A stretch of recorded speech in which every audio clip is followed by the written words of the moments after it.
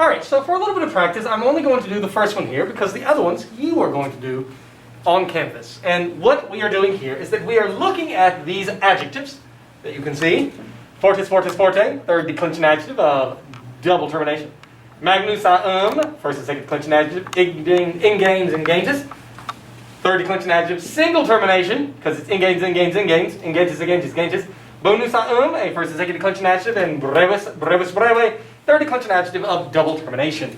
And what you have to do here is that you are going to find, from all the possibilities of fortes, all the words that fortes could modify. Now, when we look at fortes, fortes could be four things. Now, how did I come up with that? When I look over here, remember, all third declension adjectives are I stems.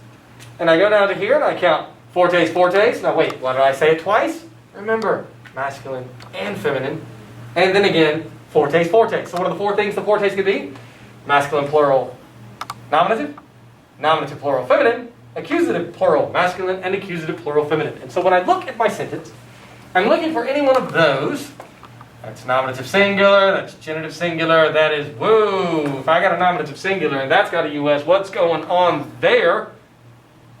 It must be that it is a neuter word. Onus, oneris, oneri, onus. It is probably accusative. Saying is servus must be my nominative subject.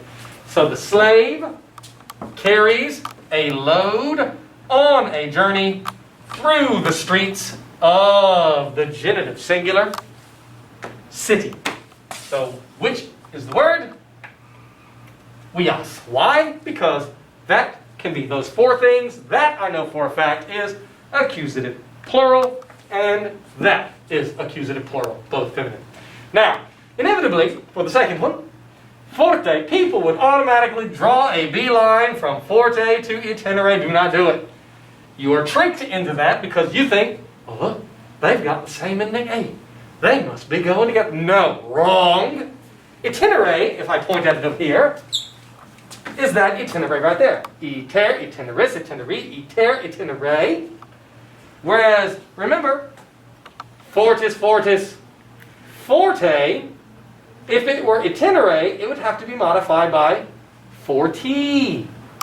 So when it is forte, it's either going to be nominative singular forte or accusative singular forte. So, nominative singular, servus is nominative singular, but nominative singular neuter. So it ain't modifying that. So what is it modifying? Onus. As I pointed out, onus is our direct object, accusative. That is that form there. So if I would drag it across, do you see how I get forte? The same case, the same number, the same gender. The next one is magni. Magni is either genitive singular feminine, dative singular feminine, or nominative singular plural. So I'm looking for any of those. And I am not, that's no, and up there it is. It's a big city. So through the streets of the big city. Fortis with a short is. How many things could that be? Well, I look. Let's count. 1, 2, both fake endings. 3, 4. And for the neuter, 5. It could be 5 things. What are they? Nominative singular masculine, nominative singular feminine, genitive singular masculine, genitive singular feminine, and genitive singular neuter. So, fortis actually can modify servus, but it can also modify urbis. How can it modify servus? That can be nominative singular, that can be nominative singular.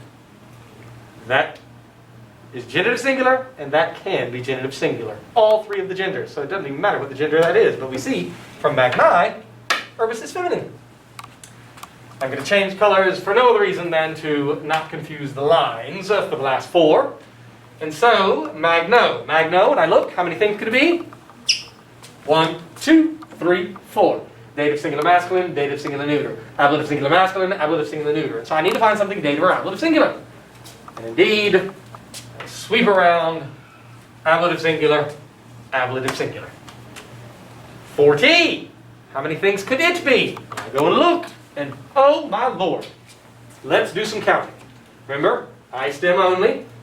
1, 2, dative, dative, masculine, feminine.